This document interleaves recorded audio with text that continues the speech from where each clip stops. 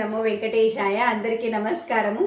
So గత కొన్ని ఎపిసోడ్స్గా మనము ఇన్సులిన్ గురించి మాట్లాడుకుంటూ ఉన్నాము. అమ్మా, ఇన్సులిన్ గురించి ఇంత ఉందా అని అనుకుంటూ ఉన్నాము. కరెక్టే అండి. సో మనం ఏదో ఒక ఫ్యాక్టర్స్కి లింక్ చేస్తూ ఉంటాం obesity. But insulin is a precursor అనేది మనకు అర్థమైపోయింది. సో ఇప్పుడు మనం ఇన్సులిన్ని ఎలా టెస్ట్ చేసుకోవాలి?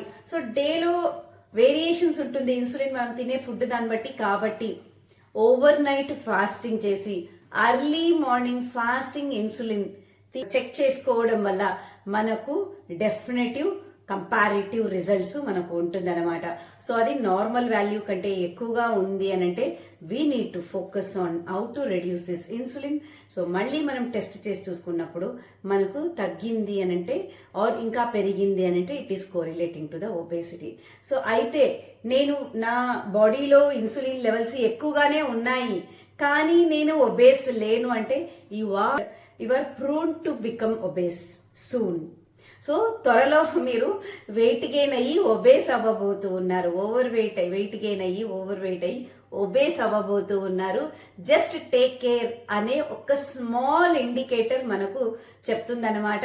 సో మీకు ఎవరికైతే నేను ఒళ్ళు పెంచుతానేమో, పెరుగుతూ ఉన్నానా నేను అనే డౌట్ ఉండేవాళ్ళు ఫాస్టింగ్ ఇన్సులిన్ని ఇచ్చి చూడండి. ఆ నార్మల్ వాల్యూస్ని బేస్ చేసుకొని ఒకవేళ ఎక్కువగా ఉంది అంటే you are definitely going to be obese in future. So try to control and cut down on that, and we will be talking like how it will be in the future videos. But as of now, insulin is a major hormone and obesity is an hormonal issue. It is not due to the overeating and all. So let us focus on that. And few tablets are also going to cause obesity. So ఇవన్నీ మనము తెలుసుకున్నాము.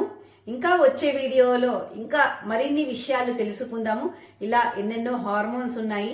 So hormones గురించి తెలుసుకుందాము. తెలుసుకొని తర్వాత మనము next ఏం చేయాలి దీన్ని రెడ్యూస్ చేసుకోవడానికి అనే దాని గురించి మాట్లాడుతూ ఉన్నాము.